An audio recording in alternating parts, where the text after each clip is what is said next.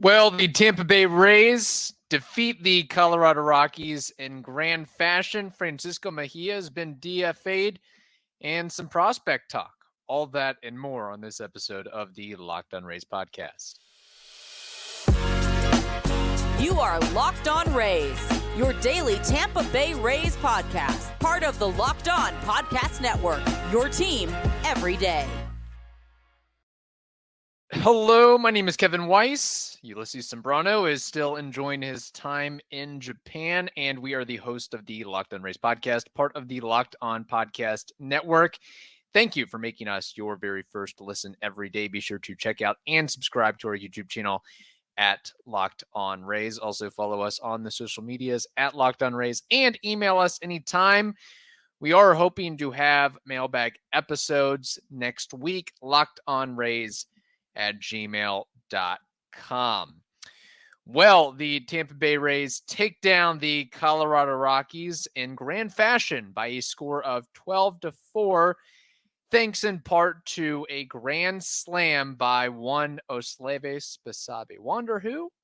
Basabe, really great moment for him. His first career Major League homer is a grand one, of course, and that padded the lead for the Rays. It's funny, I know that there weren't many people at the ball game, around 10,000 or so fans, and I read some articles, and it seemed like there was some allusion or indication that the attendance was crappy because Wander Franco wasn't in uniform. And it's like, no, it's probably not because of that. It's probably because school has just started. It's a Tuesday night, and the Rays are playing the freaking Rockies. Like, I don't know what more we need to or want to read into that. And the pitching matchup wasn't necessarily anything to be desired either. Zach Littell versus Black, however you pronounce his name. So there's that. If I had to guess, the attendance probably isn't going to be so hot for the rest of this series. And then you'll see an uptick, of course, for the Yankees-Rays series. Speaking of Wander Franco, I guess I was not at the game, but I heard and saw rumblings and reports that the merchandise in the team store of Wander is nowhere to be found. Banners are nowhere to be seen. Wraps are nowhere to be seen or found. So the Rays are quietly, methodically distancing themselves from Wander Franco. Doesn't necessarily mean I personally don't think he'll play another game in a Rays uniform, but that doesn't mean he's found guilty or anything like that. I think we've tried to impart on this podcast that we want the investigation to play out, and he's been placed on administrative leave in the last day or so. So it doesn't appear that he'll be playing baseball anytime soon, but the Rays are starting to make accommodations that they need to get ready for the prospect that he won't be with this organization for much longer. So it's Osleivis Basabe time, Carson Williams time, Taylor Walls time, Junior Caminero time, all of that. And it's funny, I think about Wander Franco, and I just wonder, what is he doing right now? Is he in the States? Is he in the Dominican Republic? Is he training and working hard at his craft while this investigation continues? Or is he lounging on his butt? I don't know. I think that he's been pretty much radio silent on social media, as he should be, but just wanted to throw that out there. But at the very least, the Rays are trying to avoid a PR nightmare by, and I didn't even mention this, is the television highlights and the calls of some of the amazing action in plays and performances he's put forth. It is absent from the promotions. And I've not driven through I-75 lately, but if I had to guess, I would imagine before long, those billboards will be changing and coming down. Instead of Wander Franco, you might see, I don't know, Yandy Diaz or something, Randy Arozarena. That's a good candidate to replace Wander Franco on the billboards. Just throwing it out there, just saying. But of course, if Wander is found innocent or guilty of wrongdoing, however it plays out, this should be a wake up and a warning call to other players that man, things can change on a dime. You can go from the most beloved athlete to one of the most disliked and ostracized and hated.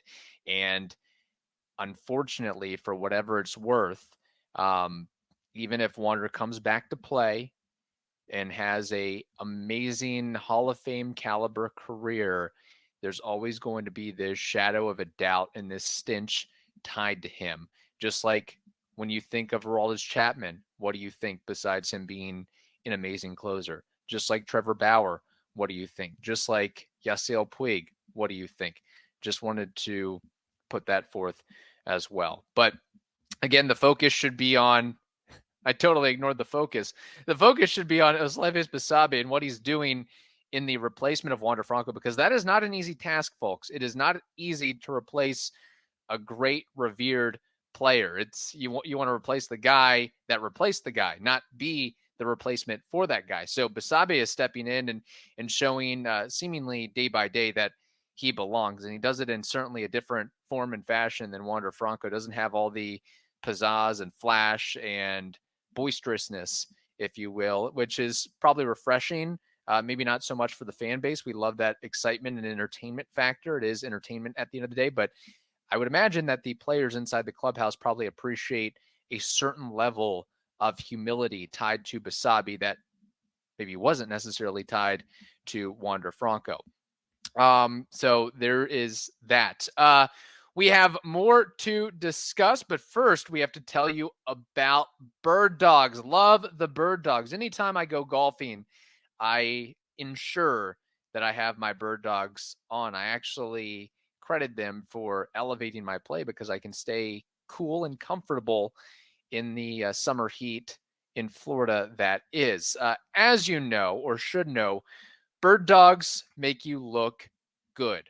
Bird dogs are stretch khaki shorts designed to fit slimmer through the thigh and leg, giving you a truly, truly sculpted look. In fact, I got so on a heat about bird dogs, I forgot the overlay there. There it is. Now that helps you out if you're watching on YouTube.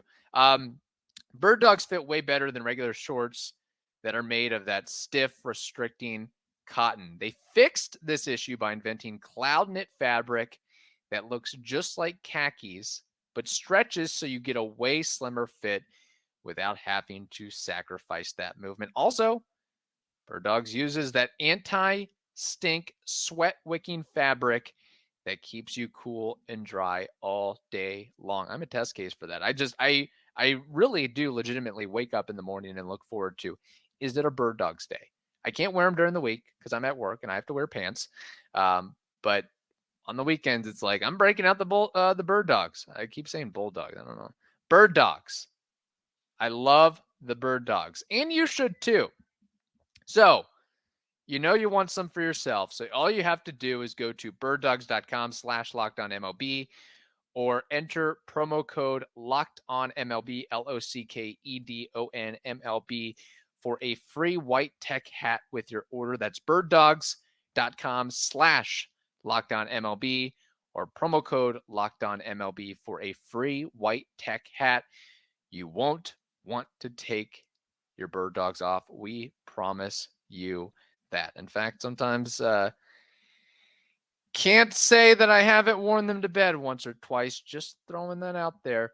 All right. So obviously Ulises is not on the show today and likely this week as he's still enjoying his time in Japan. So we will be playing portions of my in-depth interview with Lindsey Crosby, who is the host of the Locked On MLB Prospects podcast. So great insight on Rays prospects, baseball prospects in general, some talk of the 2023 MLB draft. He lives just about an hour away from Montgomery, so he's very in tune to what the Biscuits are doing, and there's a lot of interested prospects that draw interest that are in a Biscuits uniform as of right now. That seems to be the case with Double A. Double A seems to endear itself to having some pretty fun to watch prospects. Maybe that's something that the Rays are looking at going down the line as they DFA'd, perhaps surprisingly, Francisco Mejia yesterday. Couldn't have been a fun day for him as he gets off the injured list and bing, bang, boom. All right, no longer part of the organization. We don't want you anymore. We're going in a different direction. We're going to see what this Rene Pinto kid has and go from there. So as somebody pointed out on social media, this action makes the Blake Snell deal look worse and worse and worse as half of that deal is no longer part of the Rays organization, Luis Patino and Francisco Mejia. But in Francisco Mejia's defense, I think he actually did a pretty solid job for what it's worth in a Rays uniform over the last several years. I'm actually kind of interested and curious as to why they made the decision. I didn't think he was a bad player. I don't know if he was ever going to be that starter bulk guy that could give you 110, 120 games in a season, but I think he created a good tandem with whoever he was playing with, whether it was Mike Zunino or Christian Bethancourt. But there are some, I guess, mitigating factors with Mejia. He is, I guess, going through, this would be maybe his final year of arbitration after this season. So maybe the Rays were just like, we don't have any intention on keeping Mejia around or paying him what he will be owed in arbitration. So let's cut the bait right now and see what Rene Pinto can bring to the table. If Rene Pinto can't cut it for the next month and a half and into the playoffs, whatever it is, then we know we have to come up with a plan B and a plan C. Maybe that's Blake Hunt. Maybe that's Dominic Keegan.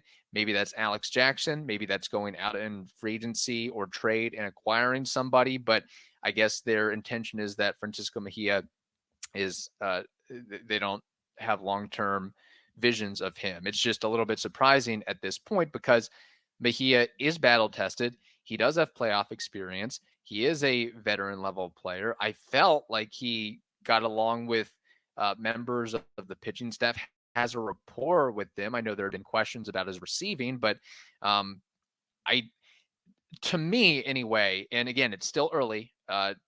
Can't judge Pinto on just a couple of games, but there's nothing necessarily that I've seen by the eye test that makes me say that Pinto is that much more of an upgrade over Francisco Mejia, especially when you create and add in the youth factor that is, as of right now, going into the playoff run. I'd probably rather have a guy like Mejia that's been there, done that, than a guy that is wet behind the ears, if you will. But the Rays have a game plan, and maybe this is just starting to move along and go forward with their future. Maybe there's something we don't know about with Mejia's long-term health and durability. He is a small for a catcher, and I guess small in general for a pro baseball player at 5'8", 5'9", maybe 185 pounds. So the wear and tear certainly adds up over time. So best to Francisco Mejia. If I had to guess, he will latch on with another team, another organization, but clearly it's not going to be the Rays. So as of right now, the Rays are going to see what they have in Christian Bethancourt and Rene Pinto. And again, if Pinto doesn't show enough or he doesn't cut it, then they'll have to look at alternative options in 2024. But this could sort of be the rumbling, the start of, moving on and that exodus of some of the players that have been part of this team, since 2019, 2020, 2021, whatever it may be. But I mean, if you look on the whole at what Francisco Mejia has brought to the table, I didn't really expect him to be an all-star. So he's contributed. Let me just put it like this. He's contributed more than a lot of other catchers that have been in a Rays uniform over the last 5, 10, 15, 20 years. I'll just throw it out there. And there were some good things he did with the bat as a switch hitter and being able to go down to line. Like there were some moments certainly for Mejia. So we'll see what happens with him going forward. This year, he had a .3 WAR in 50 games, 227 batting average, 258 on base, 658 OPS, 5 home runs, 19 RBIs. So there's that. All right, coming up next, part 1 of our interview with Lindsey Crosby from Locked On MLB Prospects. Stay tuned. Welcome into another edition of the Locked On Rays podcast, and today we have the pleasure of being joined by Lindsey Crosby, who is the host of Locked On MLB Prospects. And just putting it out there, Lindsey, for those that are watching on YouTube, you have a wonderful, pullover of some sort that has a Montgomery Biscuits logo beside it. The Montgomery Biscuits are the closest minor league team to my home. They're just about an hour away. And so because of that, I feel like I do a really good job of scouting the Southern League because they're there. I do a really good job, I feel like, of scouting this Biscuits team. And this actually, I got this in the mail this week from the team because the end of September, the last homestand of the year, September 5th through 10th, Montgomery's facing the Chattanooga Lookouts. So affiliate of the Cincinnati Reds. I'll be on the call that week, filling in and doing the broadcast all 6 games from the 5th to the 10th. So this was a gift from them to kind of help me make sure I had a uniform for when I got there. Lindsey, do you have any ideations of being a play-by-play guy? I mean, it could. Who knows? You do a great week preview or tryout, and then before you know it, you're getting asked by a AAA team or maybe a team to make that next step. I understand how competitive those jobs are. I know how people will move across the country for a chance to call, a high A team or a double A team or something like that. And so I don't have any sort of designs that I'm going to be a fantastic play-by-play guy and they're going to want to give me the job. I'm more so looking at this as I'm very excited to have a week where I get to do it for 6 days. I get the same teams, so I get a chance to really kind of dig deep and to see how much I really do know about these two teams. And then at the end of it, if I liked what I heard and if they liked what I heard, then obviously I've got probably a reel that I could send out. And if I wanted to try to make that transition into play-by-play as a career, I could do that. Don't quite know if it's going to work out. This is more so I'm just happy for the opportunity, and I'm hoping that I don't embarrass myself on MLB.TV. I've got to go there. Do you have a play-by-play comp for yourself or somebody that you're modeling, you plan to model your call after? I don't know if it's a Bob Uecker or John Miller. I don't know. I listened a lot to the Atlanta broadcasts when I was a kid. So Skip Carey, things like that. But I've specifically, in the practice games that I've done so far, I've specifically made a point to not try to script out anything and not try to pre-write anything. I want it to be natural. I want it to just be whatever my natural reaction is to what happens. So I've deliberately tried not to copy anybody, but I can't help but notice the influences of the people that I grew up listening in, primarily Pete Van Wieren and Skip Carey. Understood. Now, you mentioned you focus heavily on the Southern League, and I imagine in preparations for calling some Biscuits games. Any guy or multiple guys that you're really, really chomping at the bit to see live in person and to get a closer take on, if you will? I held my breath this week when I heard that Carson Williams was getting promoted, and he had been obviously in High A Bowling Green, and selfishly, I said I either want Carson Williams or Junior Caminero, and I didn't know how it was going to work. Caminero is obviously the more lauded prospect, but Carson Williams is so unique because unlike everybody else that comes through this organization, Tampa's not played Carson Williams anywhere defensively but shortstop. I think in his entire minor league career, he has something like 2 starts at DH and everything else is at shortstop. And the fact that Tampa just doesn't do that, this team is so big on cross training. We want guys to be able to handle second and third and short. That tells me that Carson Williams is something special, but he went straight to AAA Durham. And so I'm going to have to console myself with a top 10 overall prospect in baseball in Junior Caminero. Yeah, that's not a bad consolation prize there. You mentioned it, Carson Williams getting the bump up from single A to triple A. Just in your history of covering and following prospects, how rare is that, and how much of a challenge is that for a player to make that jump between levels, if you will. Yeah, so the biggest jump in the minors is commonly considered to be high A to double A, right? And obviously you're skipping this completely and going to triple A. The levels kind of exist for different things, right? When you look at why, like the way we have the minors structured, the lower levels of the minors, so A ball and high A, are more so to help you learn both mentally and physically and emotionally what it takes to be a professional baseball player, right? The grind of 6 games a week, then you road trip and 6 more games, because a lot of these players coming out of high school and college haven't done that. And then once you get that down, you advance a guy to double A, and that's a lot of personal development. You have to individually get better at these specific skills. And we know Carson Williams is a very good defender, and so they felt that he has a high enough floor as a very good defender to skip double A and go straight to triple A, where the job there is to learn how to be an MLB player. Because AAA has a lot of guys who, like, the point of AAA isn't development. Double A is the highest point of development. AAA, the idea of AAA, how can we help our major league team win? So you have a lot of veterans who are trying to play their way back into MLB. You have a lot of prospects who are waiting. They are the emergency call-up. If somebody gets hurt, if somebody's unavailable, they are that. And so Carson Williams going straight to AAA tells me, one, they love his defense, and they feel like if you were to lose another shortstop at the major league level while Taylor Walls is still in the IL, you could call up Carson Williams, plug him in at short, and he would at least defensively not hurt you. So like it tells me they view his defense that highly, and then they're not afraid of the adjustment period for his bat. I think he went 1 for 3 in his first game, scored 2 runs, walked, had a double in his first game in AAA. And so they feel really good about his ability to adjust to major league hitting if they have to call him up. But I think he's that emergency option. He's at emergency depth while we have guys who are either away from the team who are out injured right now.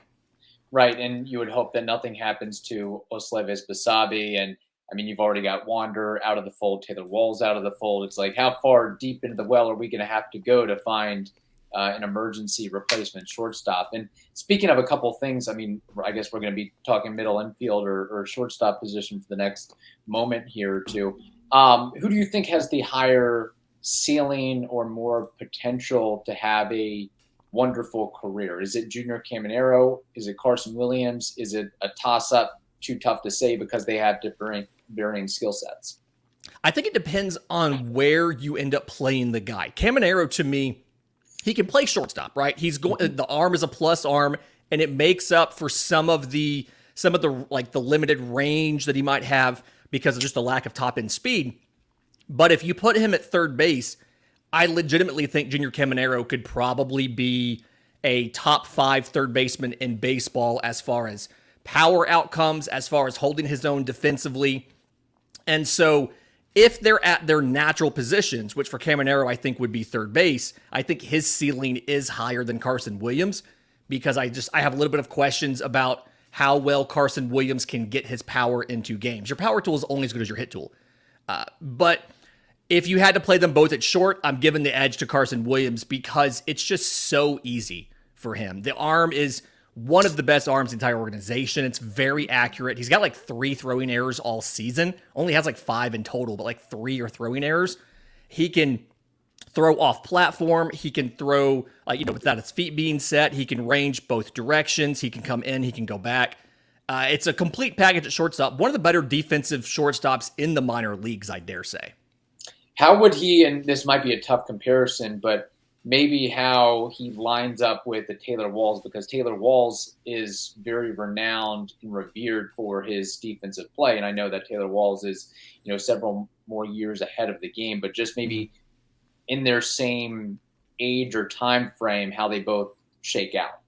I think that Williams being only 19 means that you have the time for him to either develop enough to take over the shortstop job where you don't necessarily need Taylor Walls to do it. The thing for Taylor Walls, being 27, you've still got, I want to say you've got 4 years of control left of Taylor Walls. And he's really good versatility-wise as far as moving around to second and to third.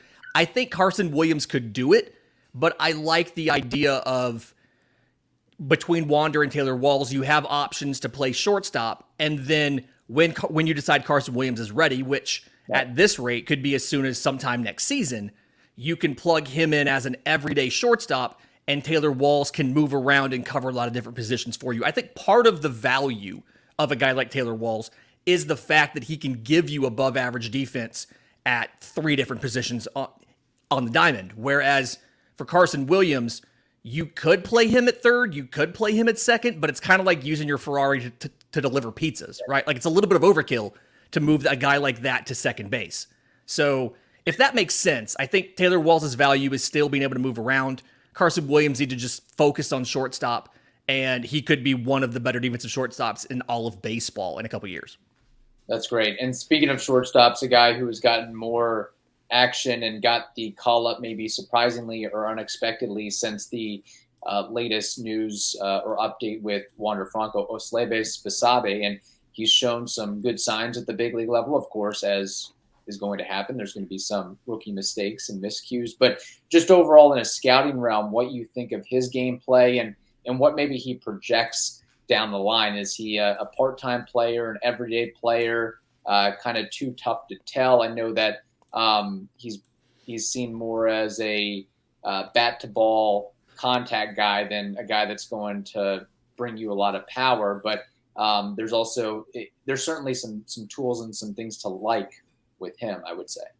Yeah, the thing for Basabe is he's going to be that guy that he from a defensive perspective, because this organization pays a lot of attention to that. From a defensive perspective, you're going to want to try to upgrade off of him, but it's going to be a lot harder than you actually think it is to upgrade off of him defensively. He's that guy, like his arm isn't incredibly strong, right? It's not flashy, but he can make all the plays you have to make at second, at third. He's got like quick, good hands, really good internal clock. Having watched him some last year, it's one of those things where he understands exactly how much time he has to make the play. And that internal clock is not a thing a lot of guys have that well.